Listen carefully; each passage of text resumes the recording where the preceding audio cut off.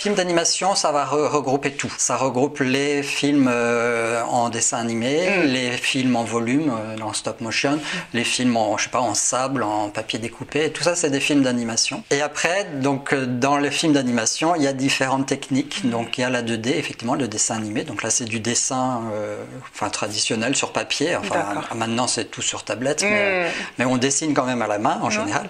D'une image à l'autre, on change la position de notre personnage. C'est tous ces dessins qui défilent, qui donnent l'illusion que le personnage bouge. Stop motion, donc c'est des films en volume. Donc là, on a des marionnettes qui ont des armatures à l'intérieur, un squelette. C'est souvent fait en métal. Ça peut être du fil d'aluminium aussi, ça dépend le budget qu'on a.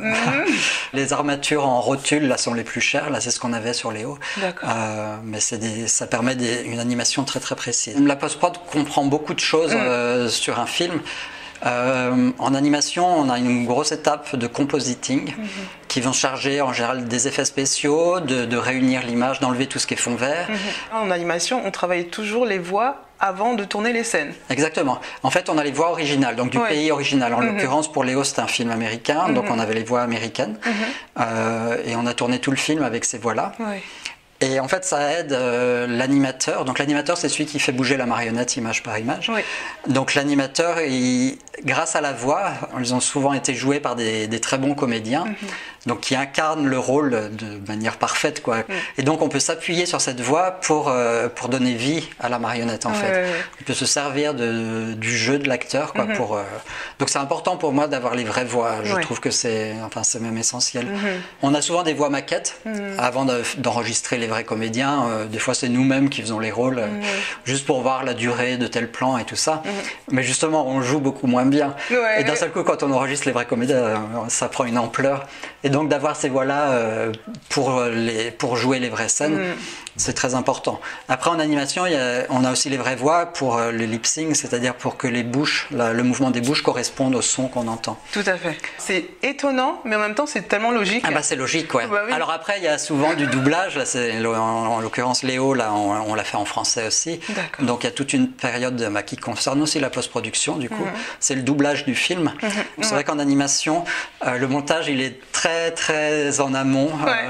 Parce que, donc, on fait au départ un storyboard assez précis donc, du scénario, à partir du scénario. Et ce storyboard, on le filme. Ça devient un animatique, on appelle, ou une animatique, je ne sais jamais d'ailleurs. Et là-dessus, on cale les voix. Donc les voix qu'on a enregistrées des vrais comédiens. Et donc on a comme un film d'image fixe, mais avec les voix, et que ça donne un rythme. Et on commence à voir. Et donc c'est vraiment très, très, très, très proche du montage. Parce qu'on décide de l'ordre des scènes, de comment ça sera filmé, dans quel axe. En animation, on n'a pas beaucoup de rush. Par exemple, le film, là, en stop-mo, on a 1h15 de stop-motion sur Léo. On a peut-être tourné 1h16 ou 1h17. Et voilà. Parce qu'en fait, tout est très précis. Donc le montage, il est déjà presque fait. Il reste quand même à faire, parce qu'on s'aperçoit après en montage avec un monteur qu'on peut intervertir certaines scènes, qu'il y a des choses comme ça qui peuvent arriver, et des fois surprenantes, dire oui, ça marche beaucoup mieux. Et puis on peut couper quelques images au début d'un plan, ça peut être très important, justement. Et des fois, on va enlever un plan qu'on a tourné parce que finalement, il n'y en a pas besoin. Et si vous avez besoin de retourner une scène? Alors non, là par contre, en général, on ne fait pas... Ça doit pouvoir arriver, mais ça serait compliqué. Mais des fois, il y a d'autres tournages qui ont commencé, les décors sont partis, les marionnettes sont parties. Toute l'équipe s'est en allée. C'est trop tard. Déjà, au compositing, on commence à avoir une image qui va ressembler à celle qu'on aura à la fin. Donc là, le réalisateur est hyper important pour dire oui, ça me va ou ça me va pas, pour des raisons des fois très subjectives, mais... Et puis des fois qu'on sens, qui sont liés au scénario, où on veut que la scène soit joyeuse et là c'est trop sombre, donc on peut éclaircir, le fond est trop sombre, j'en sais rien. Après, sur le montage, c'est la même raison, si ça lui va ou pas au réalisateur. Donc il reste assis sur un fauteuil. Il reste assis, il regarde et puis il participe. Il peut avoir des idées, justement. Et si on essayait de couper ça, ou si on met cette scène avant, justement, il participe activement, je pense, au montage. Moi, j'avoue que c'est pas ma période préférée.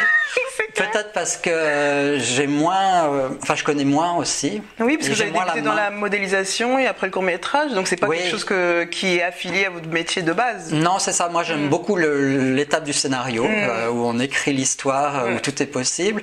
La fabrication, j'adore aussi. Et le tournage, il y a souvent un petit stress. Est-ce qu'on va arriver dans les temps? Parce qu'on a une histoire de budget, de timing à respecter. De sortie en salle. De sortie, oui, oui aussi. En fait, quand on est au bout du tournage, on a un peu l'impression, ça y est. Et puis en fait, non, il y a encore la post-prod qui est une étape super importante, qu'il ne faut pas négliger du tout. Mais c'est pas fini, il faut continuer.